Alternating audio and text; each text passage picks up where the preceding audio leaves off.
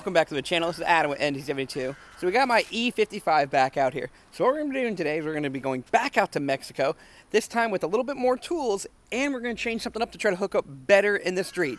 So let me take you to the trunk of the car and something we already started doing and what my plan is. So what we got here is my whole trunk setup, which originally we had my rear-mounted heat exchanger with the fan. Now at the track in the staging lanes, this thing worked great to cool the car down. In daily driving, it didn't really do that much. So with the whole rear intercooler system, it did do really good at the track of basically dropping my temps in the staging lanes and all that stuff. But in the real world, it just basically took me down like 2 to 3 degrees, maybe, with this whole setup. So I'm probably going to keep it in there, take it out, but for my whole try to get faster in Mexico, we're going to do something different. So we already bypassed it by literally just, instead of the water lining going from here to here, it just goes right into here. And then we're going to remove this bad girl and put something in its way that I think will help me way more with traction. Because right now, as you can see, my air intake temps aren't really my huge issue right now. They're not the best, but my big thing is hooking up from a dig. So we got to fix that. So step 1, remove this whole system. Should be pretty easy. I kind of made it usable. All right, now that we got my whole heat exchanger set up, we have all this room for fun activities. So let me show you what we're going to throw in there. So what we got is roughly 100 pounds of weight that we're going to be bolting in the rear of this car to help it sink down so much more. So it'll be easier to transfer weight, and there's more weight over the rear tires. So hopefully it'll hook up so much better. Now the weight we have, as you see, it's in multiple different increments. So I'm going to drop the whole roughly 100 pounds in there. We'll do a few test pulls. If it hooks up perfectly, then we'll start removing weight until it doesn't hook up.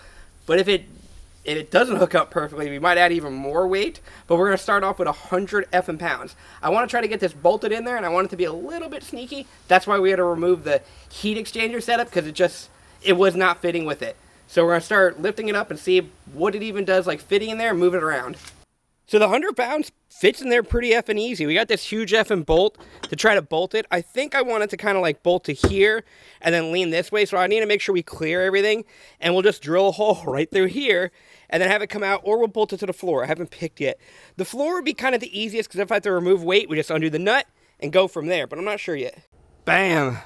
We got this bad girl. Now, if I did my math right, which I don't really think I did, it's just going to barely let the trunk cover close, so you won't even see it. And this bad girl is secured. So it's not only bolted to the plastic floor, it actually has a huge thick piece of metal on the other side of it to sandwich as a big washer. That's right around 100 pounds minus, because I had to remove this one, minus 3 pounds. So minus 3 pounds, just because I wanted to have some threads. That's pretty good. I wonder how much this actual plastic floor will overall hold with all this added stuff. I think it should hold up, because normally you have a spare tire, you have all this other rigmarole in there. I think it should hold up. Granted, I did add the weight of the tank and that, but I want to see if this will help. Now, looking at the side of the car, it did lower it a little bit more, if you could actually tell. But I think this will still be good if I up the compression. Hopefully it won't hit the tires. I eventually do want to get this fender fixed, and I want to know if anyone knows if I could actually get it flared out a little bit, so now the tires actually sink in there. But this looks promising. Very, very promising. Alright guys, so now we got the weight in the rear and the cooling system kind of relocated. There's one thing that I want to do, that I've been wanting to do this car ever since I bought the car, and now the problem's getting worse. So, in my E55 Mercedes, when I bought it 5 years ago, it had a small transmission issue. Basically, what would happen is you'd be driving. Oh, some crap on me. You'd be driving, and it would be like 3 to 4. The 3 to 4 shift would sometimes blip a little bit, like slip ever so slightly. And then I kept having a lot of other issues. Now, since then, I did a few conductor plates on the car. I did the valve body, a lot of little stuff to the car. And recently, when I pulled the conductor plate to do some other service, we found a lot of metal in it. So this transmission is taking a poop. Now, this car has over 140,000 miles on it. It was beat the crap out of. I raced it a lot. It was a modified car when I bought it. So, we're going to have to do some maintenance, but this maintenance item is something that I'm only doing because I got it so effing cheap with warranty in Florida. Bam! We are just going to be throwing another transmission in. So this should be the exact same transmission. This is a 722.6 that I got, and it should be a 43. So this should be the exact same transmission that's in the car already. This one came with torque converter, flange, everything. So I was debating on pulling this transmission out and do a mini rebuild on it, but I was looking up parts, looking up cost. And usually these transmissions on eBay and everywhere go for like $1,500 to $2,000 with no torque converter or nothing, no warranty. This bad girl I got for $400 from a shop, from everything. From my understanding, what happened with them is they bought it for someone and then the person flaked out and they had it there on the shelf. So they put it up online for an X amount of money, and then I hit them up offering them a crap load of a discount because I didn't think they would take it. Honestly, it was like, you ever on eBay or somewhere and just like, oh, they're asking $1,200. Let me see if they'll take $4. So when I contacted a guy, he said if I could, this is Thanksgiving weekend, the race I need to go to is tomorrow. He said if you come by today, I'll give you $2 cash. We made a cash offer on it, which was, like I said, well under what they go for, and he gave me a warranty. So all he really said is, right when you get it, put it in the car immediately because the warranty starts the day you paid for it. Perfect. So literally I bought it up on Thanksgiving yesterday, drove down to Tampa, got it, drove back. Now we're going to throw it in my car. I got some fluid that should be coming here. Hopefully UPS doesn't F me up. They should be here today, so we're going to throw this bad girl in there. I'm not really going to show you exactly how to do it. I'll give you like little clips, but we're going to be trying to get this done really quick. Then we're going to take it back out to Mexico and test it all out and make sure we have no other issues. Oh, because the other thing we were having with this car is with slamming into gear now. So we had metal in the pan, we had slamming into gear, we had all the other stuff. So we're also, before we throw it in the car, we're going to pull the pan on this bad girl and just check it. I also got a new filter. I got some other stuff that I'm going to throw into this. But we want to at least check either the fluid or any debris, see if there's any metal anywhere, which I'm hoping they're not. But we should be pretty good. So we're going to put the car up on the rack, start throwing it in. I'll give you clip by clip a little bit, but mainly I'm just going to be working. So we're draining the oil out of the one that was already in the car, and I don't know if you could tell, but like, this is black. And this was changed about 2 months ago, so we definitely got some metal and all this other rigmarole in here. So we'll pull this pan, well, we won't pull the pan down because I don't really care, maybe after we'll. But we're just going to drain it all out just for conveniency. All right, we got the one tranny out. I didn't really show you step by step because I'm trying to fly through this. It's now 10:30 a.m. I got one tranny out. I got the other one ready to go. I'm most likely going to pull the conductor plate off of this one to verify this one has blue tops. But I'm like 99% sure it does. I don't know. I might just throw it right back in. But that one's all out. Maybe we'll dissect that a little bit, but we found multiple metal in that one. So this one's going to be going in with the Guido and the torque converter. Everything should literally just bolt directly right up, and then we'll go test drive it. So we dropped the pan on the new tranny, and there's nothing in the magnet. It is just like, it looks dirty. Not burnt, not black, not like there was metal. Just like traditional brown, like nothing too crazy, looking good. So we're going to pull the conductor plate, clean everything off, and then this should be almost ready to go. All right, guys, so we got the transmission all in. We're going to do some test driving right now, and as you can see, it's daylight. Unfortunately, we're not going to make the event for two reasons. First of all, reading over the rules, and when I messaged certain people who are running it, my E55 technically doesn't qualify because they're being really big stickler with the rules and the tire I have on the car. Because my car didn't come with 17s. The way the rules read said you're allowed to have 17s is the smallest. The only way you can go smaller if your car came with smaller, but when I contact them, they said if your car came with 18s, you have to run 18s. And then I tried to pull the whole thing, well, an E320 didn't, and then they just didn't message me back, so I was going to rush it and break the car, so now we're test driving the car with the transmission, and so far everything's shifting good. I'll show you the whole 3-4 shift, and it doesn't do the whole room anymore. Pretty happy about that. So as you can see, we're going to go from 3 to 4, nothing like aggressive, just normal. And it just shifts. What it used to do is kind of like shoot the revs up like it was slipping. But what we are going to do, since we did miss that event, we are still going to do some Mexico pulls. So we got our weight in the rear still. We got some ice that I'm going to throw in the back of the tank just to kind of like help pinpoint this whole why we're shooting so high up on air intake temps. Our previous best in Mexico, but granted we had all those problems, were 11.9, and our 60 foot was like 2.0, so on and so forth, and we trapped 117, which is pretty, it's not that good. I'll tell you that. For the power this car makes, we should be doing better than 11.5, but granted I get it, it's on the streets, but it is what it is. So today we're going to try to do a little bit better. We have all the weight in the rear, and we're going to have a little bit of ice, and we're going to go take it out with this nice new tranny. Well, not new tranny, but, you know, a new to me, less broken tranny. So we'll go over there, get all set up, and see what happens. All right, we're out here in Mexico. We had the car all dumping out water right now. We're going to start adding ice to it soon and then take it on out. So also, if you want to look like, geez, with all the weight, it sinks it down pretty good. This is a full tank of gas and 100 pounds right back there. So we're going to see what this bad girl could do. It's not that cold out here in sunny Mexico, but it is nothing. So we're going to add, I got 3 bags of ice. I'm doing it just for precaution because my air intake keeps going up, and we're going to get to the bottom of that really soon because I'm pretty sure I got 1 to 2 bad pumps or a bad sensor. But we're throwing the ice in there just for safety because I know if I throw 3 bags of ice in there, that temp never should go too high. So we're going to do that, then we're going to do a few pulls.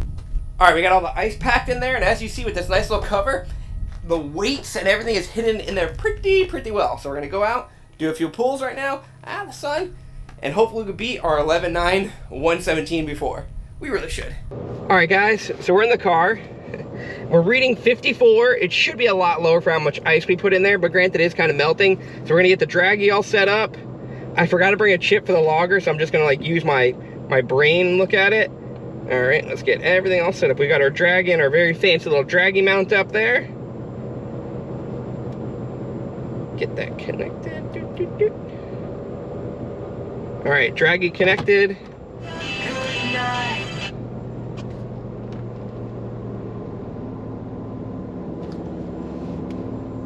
Car's warming up a little bit. We were already hot anyways. We drove all the way over here, so that shouldn't be too bad.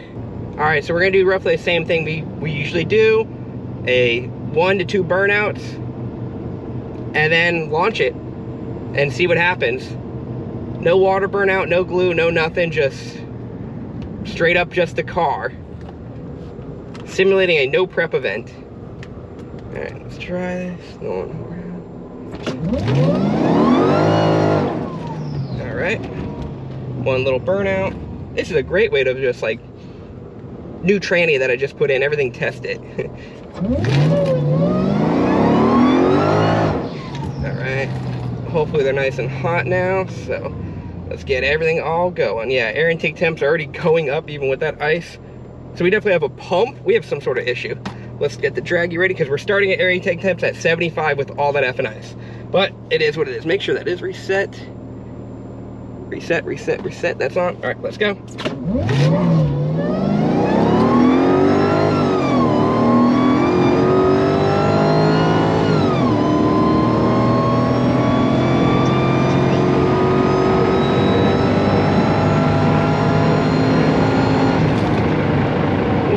With this window.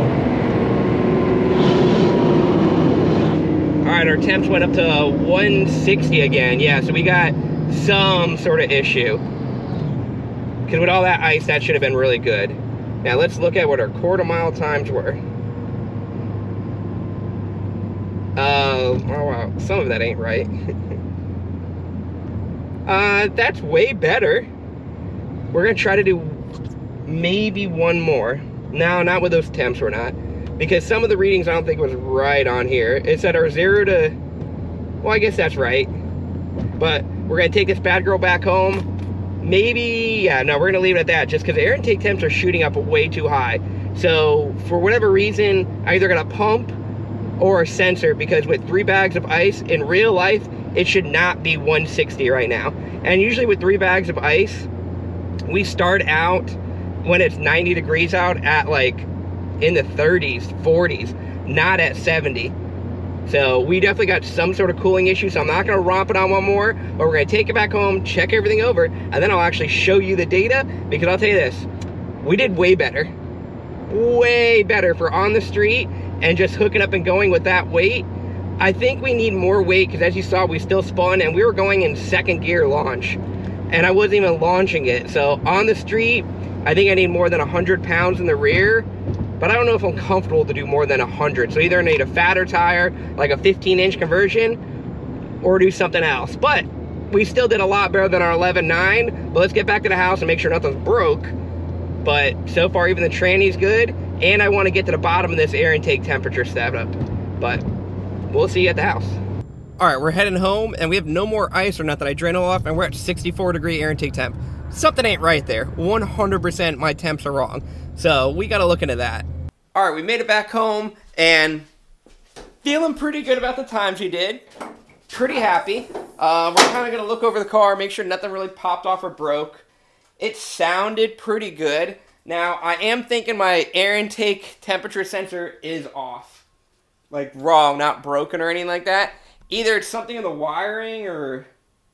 I just want to change the sensor first. The easy way to test these is you pull it out and you put it in atmosphere and see what's reading there. If it's 50 degrees out, it should read 50. If it's 40, 40, 90, 90, so on and so forth. But if I pull it out and I let it sit like away from the heat of the engine bay, once this 100% cools down and it's reading higher than atmosphere, I know I got an issue somewhere. So I'm hoping it's not wiring, just a sensor. These sensors do go bad. Film or something gets on top of them, they overheat. That could be my cause. Or 100% I did find out my pump in the rear is bad. So we're losing a little flow on that. But still, the ice made it safer. I wasn't too concerned about womping on it. But we're going to check the sensor. I already ordered a new pump. That'll be in the next video. But let's go over our times. Okay, going over the times. I'll probably put it up on the screen or something.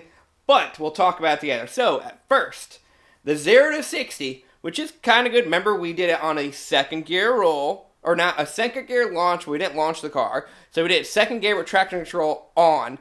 We spun, and then the car corrected itself. We did a 3.74, 0 to 60, verified.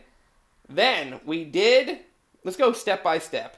So our 60 foot was better at a 1.99, which on the street, not bad at all. Our 8th mile was 7.57 at 97 miles an hour. And then our quarter mile was 11.5 at 123 miles an hour. So that is a huge difference from what last time we went out when we blew the coupler out and so on and so forth. So we gained about 7-8 miles an hour. We did an 11.5. That's with spinning. So that is a great time, in my opinion, on the street for my setup. So we didn't keep going because the air intake temperatures, I wasn't 100% sure, and we didn't want to break the car, and we just put a transmission in this car, so I didn't want to do like 7 or 8 pulls out there, but I definitely think if I kept dialing that suspension, we could have got a lot faster. Now, I'm not going to daily drive with the 100 pounds in the rear, so we're going to take that out today, but still, it's pretty good. Now, imagine if I went on a prep surface, going from a first gear and launching the car, this bad girl should be pretty quick, but 11.5 on the street isn't bad at all. At least that in my opinion. Now, we're not even in that cold of a temperature like for this area right now, but it is what it is. So in the future videos, we're going to be looking into why my coolant or my air intake temps are so high. We're going to figure out that problem. We're going to order some parts. We might do some upgrades too on the intercooler system. We're going to be doing some more maintenance. I want to take it to the track eventually, and I want to start doing a little bit more upgrades to this car, because I'm super happy with the platform, and we got a lot of maintenance we got to do. This car is a 20-year-old car with over 140,000 miles on it. This girl needs some maintenance, so we're going to knock out some maintenance. I'm going to show you guys some how-tos, some stuff like that. So hopefully you guys like the channel. Hopefully you think my times are pretty good. And if anyone's in Florida and want to travel to Mexico with me, we can do some street pulls if you want. 100% okay. I'm very transparent about what my times are. So if you think you got a car to go faster on the street, which is a Mercedes, let's keep it Mercedes. We'll do some videos, have some fun, but until then, throw a comment down, share this with your friends, like, subscribe, and if you guys want any of those draggy mounts that I got, hit me up. Catch you later. Cookie? Cookie. Back for more, Dino?